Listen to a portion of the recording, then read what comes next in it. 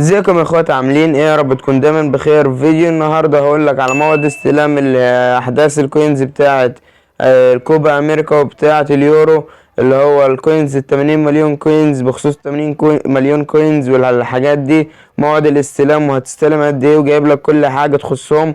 بس قبل ما نبدا في الفيديو ما تنساش لو عجبك الفيديو دعم بلايك واشتراك والصلاه على النبي محمد عليه افضل الصلاه والسلام.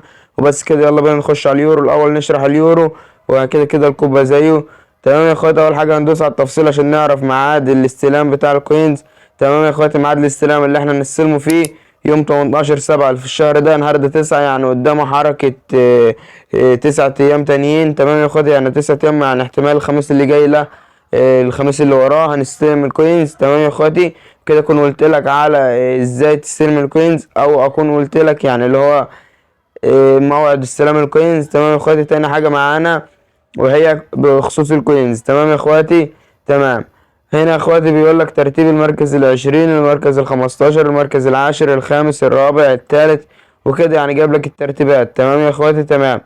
اوكي يا اخواتي، هندوس على التصنيف عشان نعرف التصنيف بتاعنا. تمام، دلوقتي انا تصنيف ال59 على فرنسا.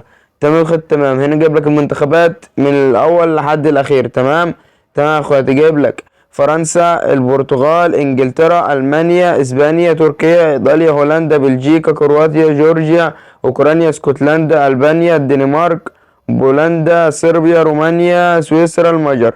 دول ال20 منتخب اللي هيستلموا كوينز. اما بقى الثلاث منتخبات او الاربع منتخبات اللي تحت المجر دول مش هياخدوا كوينز للاسف. تمام يا اخواتي، تمام. هقول لكم دلوقتي الكوينز اللي انت هتستلمه وهيتقسم ازاي يعني على الناس. تمام يا اخواتي، تمام. دلوقتي فرنسا الاوليا، تمام، بس ما تفرحش انها هي الاوليا عشان عدد الاهداف 160 مليون هدف، فاللي هو يعني 160 مليون مستخدم. فاللي هو تخيل انت هيقدر لك قد ايه من ال80 مليون، يعني هيقدر لك حركة 50 كوينز او 100 كوينز بالكتير قوي. تمام، ولسه كمان لحد منا ما التسع ايام دول ممكن مثلا يبقوا 180 مليون ولا حاجة. تمام، واخد فيها بتتقسم كده، فاكتر منتخبات هتاخد فلوس، هتاخد كوينز قصدي، هي المنتخب المجر ومنتخب سويسرا. تمام يا اخوات، تمام.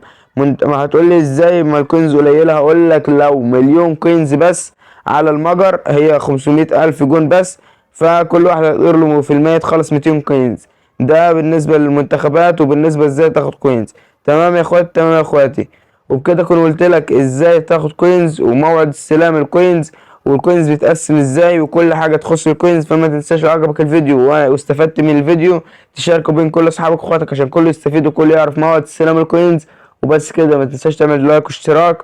وبس كده، اشوفك الفيديو الجاي على خير يا صاحبي. سلام.